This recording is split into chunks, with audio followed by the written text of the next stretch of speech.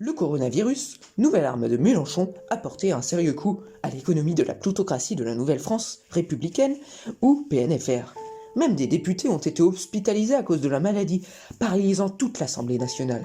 Face à cela, le plutocrate Emmanuel Macron décida de diffuser sur tous les téléviseurs de la PNFR en boucle un spot de prévention anti-coronavirus. Alerte coronavirus.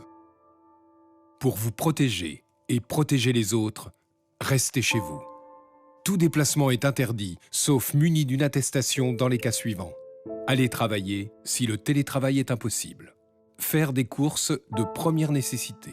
Faire garder ses enfants ou aider des personnes vulnérables. Aller chez un professionnel de santé si vous n'avez pas de signe de la maladie. Dans tous les cas, respectez 1 mètre de distance avec toute personne et appliquez systématiquement les gestes barrières. Lavez-vous très régulièrement les mains avec du savon ou utilisez une solution hydroalcoolique. Toussez ou éternuez dans votre coude ou dans un mouchoir. Utilisez des mouchoirs à usage unique, puis jetez-les. Saluez sans serrer la main et arrêtez les embrassades. Plus d'informations au 0800 130 000 ou sur gouvernement.fr. Ceci est un message du ministère chargé de la Santé et de Santé publique France. Déjà inutile, ce spot suscita de surcroît bien des critiques. La dirigeante officieuse de l'Union européenne et officielle de l'Allemagne du nouvel État alsacien, Angela Merkel, a accusé le plutocrate d'Emmanuel Macron d'inaction face à, je cite, « une crise à vocation planétaire ». Furieux, Macron décida de quitter l'Union européenne qu'il qualifiait déjà auparavant de dictat envers les intérêts nationaux de la France. Puis, pour s'éloigner encore plus de Merkel, il a conclu une alliance avec les Américains de Donald Trump pour favoriser le libre-échange entre les deux pays. La PNFR adopta même le dollar comme monnaie officielle. Mais cela ne règle pas son principal problème. Comment anéantir le coronavirus ? Alors que les plus grands savants à sa botte recherchent nuit et jour un vaccin contre la maladie, Macron, le plutocrate, va recevoir une aide inattendue. Et alors, ce vaccin ? Mon équipe y travaille nuit et jour comme de nuit, monsieur. Je vous assure que les maths peuvent venir à bout de ce nœud inextricable qu'est le coronavirus. Eh bien, qu'attendez-vous pour créer ce vaccin ? Que les poulets des dents ? Pour info, les chats en ont déjà. Silence en présence du plutocrate Macron. Eh bien, en fait, monsieur, tout est de ma faute. Ça, on s'en serait douté de la part d'un incompétent. Mes confrères mathématiciens n'avancent pas en mon absence, car ils sont certes pas aussi doués que moi, et puisque je suis là, ils ne travaillent pas. Voilà pourquoi c'est de ma faute. Mais enfin, il faut agir sans plus tarder. La croissance est au plus bas depuis 500 ans. Hashtag aux armes. Quelle horreur! Cela doit être terrible pour un économiste comme vous d'assister à une telle descente aux enfers. Je ne vous fais pas dire.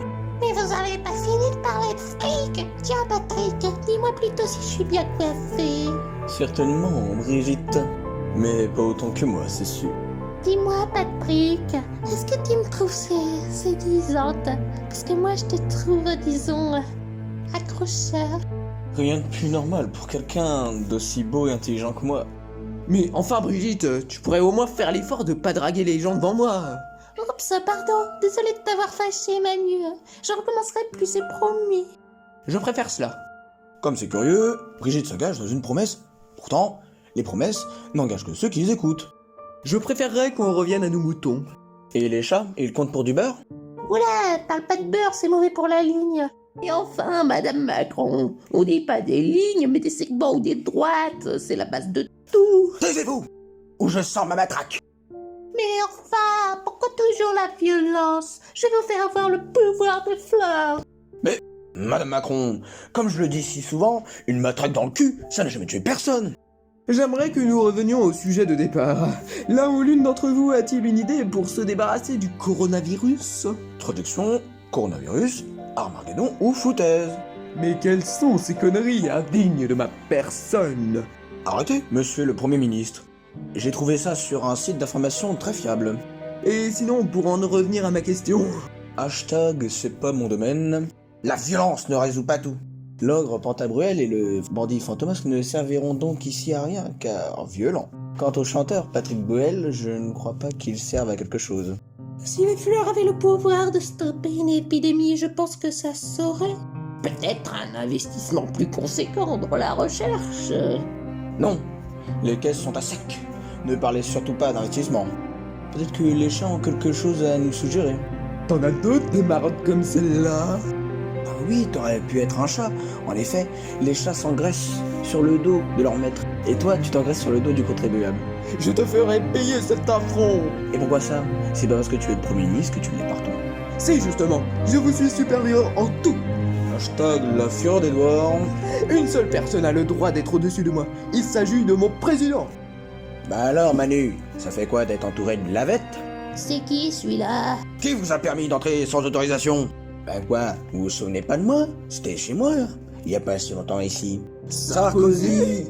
Oui, Nicolas Sarkozy, c'est moi. Sarko pour les intimes. Je vois d'ici les gros titres. Sarkozy, retour forcé ou niveau départ? Mais que faites-vous ici? Ça fait 8 ans qu'on n'entend plus parler de vous. Le silence radio. Eh, faut arrêter, hein. C'était pas la traversée du désert non plus, hein. Il y a eu mes passions qui m'ont permis de faire un peu de fric. Heureusement d'ailleurs, je devais échapper au fisc, mais ils m'ont pompé presque tout mon pognon. Avec ce qui me restait, je suis parti au Bhoutan, parce que c'est le pays du bonheur. C'est là que j'ai rédigé mes passions en même temps que des lettres, pour rassurer mon épouse, Carla Bruni. Puis j'ai eu vent des problèmes que rencontrait Manu, dans son mandat avec ses scélérats de gilets jaunes. C'est pour ça que je suis revenu en France, incognito. Je veux aider mon confrère, ça te va Manu? Oui. Écoute Manu, j'aime bien sympa tes petits pigeons, mais c'est mieux quand ils aboulent l'oseille sans protester. Tu comprends ça? Oui. Alors, la prochaine fois que ça arrive, tu la repousses à coups de matraque. J'ai déjà essayé, mais on m'a engueulé ensuite. J'ai pas trop compris pourquoi, mais le fait est... On s'en fout des lois. Quand t'es président, t'as tous les pouvoirs. La loi Manu. C'est certain. Et puis, vous êtes tous bien gentils, mais c'est à Manu que je veux parler. Personne d'autre. Hashtag c'est pas sympa. Dis Manu, tu veux bien les faire virer pour moi? D'accord. Allez, du balai! Et puis quand un président doit-il faire le ménage? Depuis qu'il a envie de se casser à moi! Même moi, Manu? Même toi, Brigitte. Ah, tranquille. Alors dis-moi Manu, les Chinois t'ont offert le Corona, je vous cadeau. Et je sais pas comment m'en débarrasser. Tu sais pourquoi on m'appelle parfois Sarkozy? Parce que j'ai toujours des idées de requin. Et donc là, t'en as une? Sûrement, sans le vaccin, tu peux pas te débarrasser du Covid-19, n'est-ce pas? Pour sûr. Eh ben, t'as qu'à retourner le virus à l'envoyeur et à tous ceux qui te déplaisent. À ce stade, cette idée n'est même plus machiavélique. Sarko, t'as-t-on déjà dit que tu étais un génie? Car là, oui, mais j'aime bien qu'on me le redise. Après son retour précipité en France, Nicolas Sarkozy a donc su gagner la confiance du grand plutocrate Emmanuel Macron. Celui-ci, quant à lui, a envoyé des malades pour contaminer l'URCI, l'Alsace de Merguez et l'Allemagne, ses autres ennemis ayant déjà été contaminés par le virus, et les pays non contaminés n'étant pas considérés comme des ennemis pour l'instant. Ainsi, OPNML, Royaume de Brocéliande, PIGE et AEPMM échappèrent à la maladie miraculeusement. Quant à Mélenchon, mécontent d'avoir découvert qu'il s'est fait berner par le capitaliste berger Macron, celui-ci annonça que l'URCI déclarerait prochainement ouvertement la guerre à la PNFR. Merguez, pour sa part, n'a pas réagi de façon violente en se disant que, de toute manière, la maladie aurait atteint ces pays d'une manière ou d'une autre. Mais les tensions se sont tout de même accentuées entre les deux dirigeants. Plus d'1 an après le début de la guerre de Bordeaux, les rivalités entre pays n'ont jamais été aussi fortes.